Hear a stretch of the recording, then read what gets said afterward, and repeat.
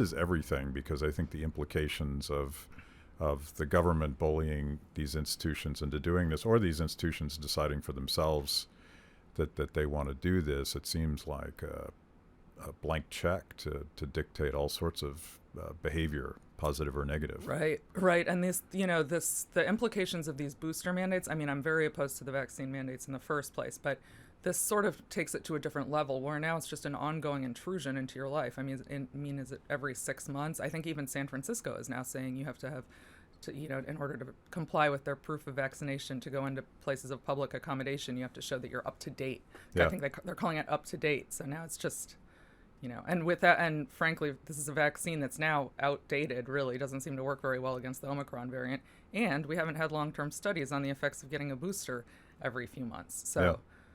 It's definitely going to affect my life personally, because I eventually got vaccinated last year, because my wife and I do lots of international travel, and we were told that if we got vaccinated, we would be free to go about our business. Well, that wasn't true, but then I got COVID, presumably Delta, a significant.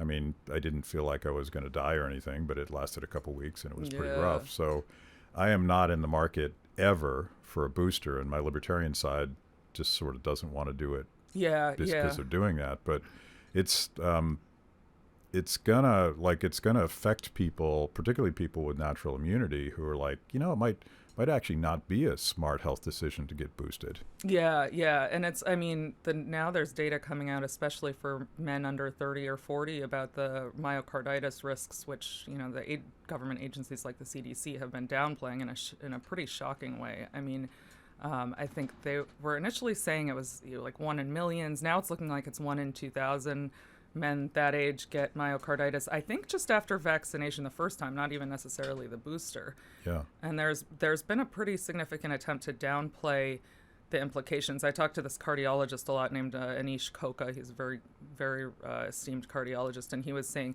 they keep saying, oh, myocarditis just resolved.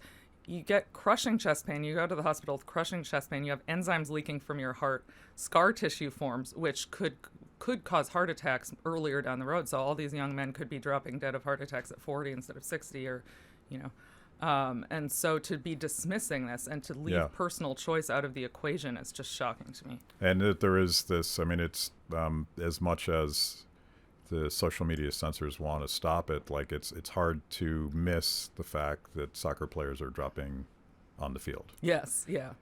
They can't really downplay that because it's happening, and it's just radically unusual. Yes, yeah.